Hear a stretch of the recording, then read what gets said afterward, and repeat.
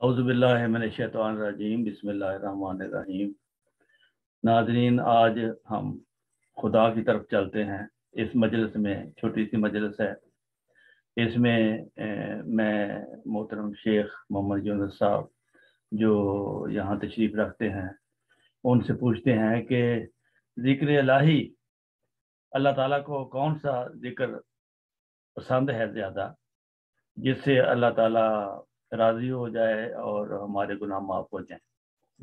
جی شیخ صاحب۔ ڈاکٹر صاحب، اعوذ باللہ من الشیطان الرجیم، بسم اللہ الرحمن الرحیم۔ اللہم صلی علی محمد وعلی آل محمد کما صلیت علی ابراہیم وعلی آل ابراہیم انک حمید مجید۔ اللہم بارک علی محمد وعلی آل محمد کما بارکت علی ابراہیم وعلی آل ابراہیم انک حمید مجید۔ ذکر الہی کے سلسلے میں آپ نے بات کی ہے، تو حضرت مسلم موعود جو کہ خلیفہ ثانی رضی اللہ تعالیٰ عنہ تھے، ان کی کتاب جو ذکر الہی ہے وہ دراصل تو حضور کی تقاریر پر مشتمل ہے۔ تو اس تقریر میں حضور رضی اللہ تعالیٰ عنہ نے اس ذکر الہی کا جو ذکر کرنے کا بات کی ہے، تو اس میں حضور فرماتے ہیں کہ جب ہم اپنے پیارے آقا حضرت محمد مصطفیٰ صلی اللہ علیہ وسلم کی زندگی اور ان کے ارشادات پر نظر ڈالتے ہیں تو پتہ یہ چلتا ہے کہ اللہ تعالیٰ کے ذکر کو زیادہ خوبصورت انداز میں جب کرنا ہو تو ہمارے پیارے آقا جو تھے وہ فرماتے ہیں کہ افضل الذکر لا الہ الا اللہ۔ اچھا، کہ لا الہ الا اللہ کہنا جو ہے یہ افضل ذکر ہے۔ اچھا، لا الہ الا اللہ، لا الہ الا اللہ، لا الہ الا اللہ، لا الہ، اس کو آپ تسبیحات کے طور پر بھی کر سکتے ہیں، ہیں جی، مثلا ایک 100 دفعہ بھی کر سکتے ہیں، 50 دفعہ بھی۔ ربی صاحب میں نے اگر غور کرو تو شرک دی نفی ہے، شرک دی نفی ہوتی ہے اصل سے، اور توحید کا بیان ہے، توحید کا بیان ہے، اور شرک نفی ہوتی ہے، شرک کی نفی ہوتی ہے، اور یہی مسلمان کے ایمان کا بنیادی حصہ ہے، یعنی کہ خدا کہ اللہ کے سوا کوئی معبود نہیں ہے۔ شرک نو اللہ تعالیٰ نے بہت ہی برا سمجھا ہے، ہاں جی، ناپسند فرمایا، ہاں جی، ٹھیک ہے۔ تو یہ جو ہے افضل الذکر لا الہ الا اللہ، یعنی محمد رسول اللہ صلی اللہ علیہ وسلم فرما رہے ہیں کہ سب سے اعلیٰ ذکر جو خدا تعالیٰ کو پسند ہے وہ لا الہ الا اللہ کہنا ہے، لا الہ، کیونکہ شرک کی نفی اسی سے ہوتی ہے۔ تو اس کے علاوہ پھر حضور فرماتے ہیں کہ اچھا، اس میں ایک یہ بھی نکتہ ہے، کئی لوگ ایسا پڑھتے ہیں لا الہ لا الہ لا الہ، یہ تو میرے خیال غلط ہے۔ یہ تو کہنا اس کا تو پھر مطلب یہ ہوا کہ اللہ کوئی بھی نہیں، اللہ کوئی بھی نہیں، لا الہ، یہ لا الہ کا مطلب ہے کہ اللہ نہیں ہے، جب تک الا اللہ نہ کہو یہ مکمل نہیں ہوتی، یہ مکمل نہیں ہوتی، اصل میں تو مکمل تو ہے لا الہ الا اللہ، کہ کئی لوگ یہ ملازم ہوں گے، ہاں جی، لا الہ لا الہ لا الہ پڑھتے رہتے ہیں، ہاں جی، میں کہنا وہ میں نے اگر وہ غور ہی نہیں کرتے کہ بھی اسی کی کہہ رہے ہیں، وہ تو ایک قسم کا شرک کر رہے ہیں۔ جی جی جی بالکل۔ تو دوسرے نمبر پر پھر ایک حدیث کا مطالعہ کرتے ہوئے یہ بھی ذکر الہی جو لیکچر تھا اسی میں حضور نے یہ ارشاد بھی فرمایا کہ حدیث شریف میں آتا ہے کہ کلمہ تان حبیبہ تان الرحمان، کہ دو کلمات ایسے ہیں جو کہ رحمان خدا کو بہت زیادہ پسند ہے۔ اچھا، خفیفہ تان علی اللسان، وہ بولنے میں تو بہت آسان ہے، خفیفہ تانے آسان ہے، ثقیلہ تانے فی المیزان ہے، لیکن وہ معنی کی لحاظ سے، ثواب کے لحاظ سے بہت بھاری، اس کی وزن بہت ہے، ان کا وزن بہت۔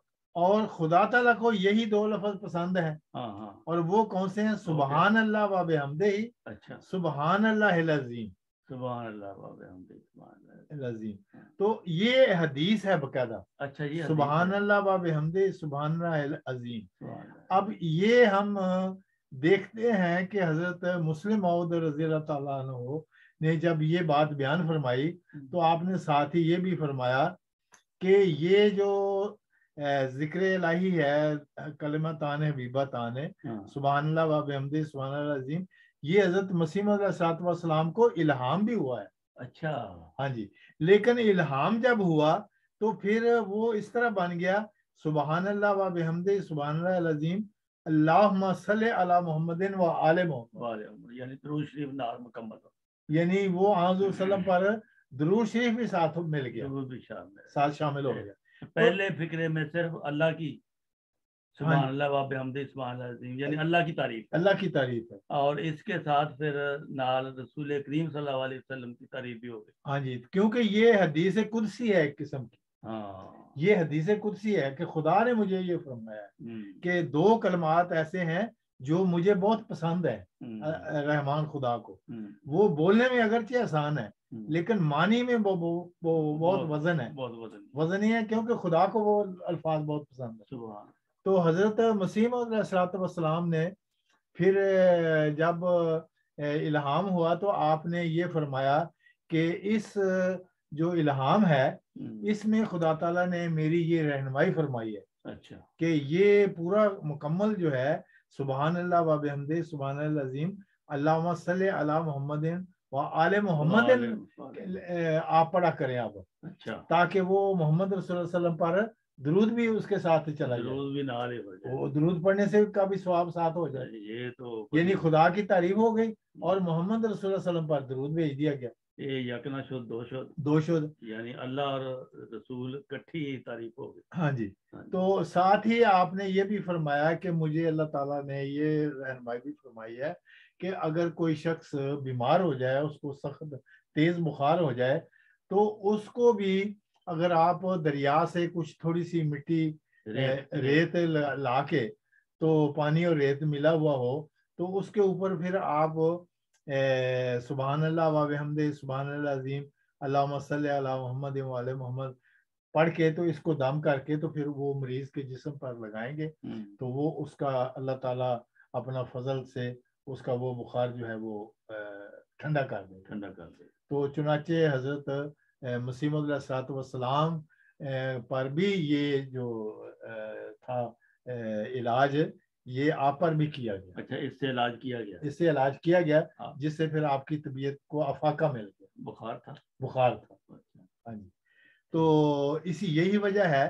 یہ تو بات پھر حضرت خلیفہ ثانی رضی اللہ تعالیٰ نے اپنے ذکر الہی میں کر دی نا، کہ بھی یہ دو ذکر ہیں جو کہ اللہ تعالیٰ کو زیادہ مقبول ہیں، ایک وہ لا الہ الا اللہ والا اور ایک سبحان اللہ و بحمدہ سبحان اللہ العظیم والا۔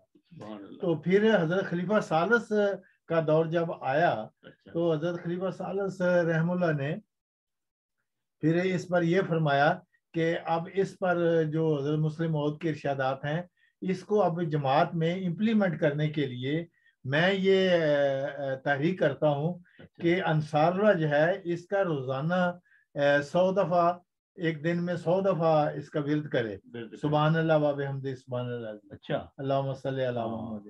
اور خدام جو ہیں وہ میرا خیال ہے 50 دفعہ کہا، اور اسی طرح اطفال جو ہیں وہ پھر 25 دفعہ ایک دن میں یہ روزانہ ورد کیے کریں، تاکہ وہ جو اس کی برکتیں ہیں وہ ملیں، وہ آپ سب کو مل جائیں۔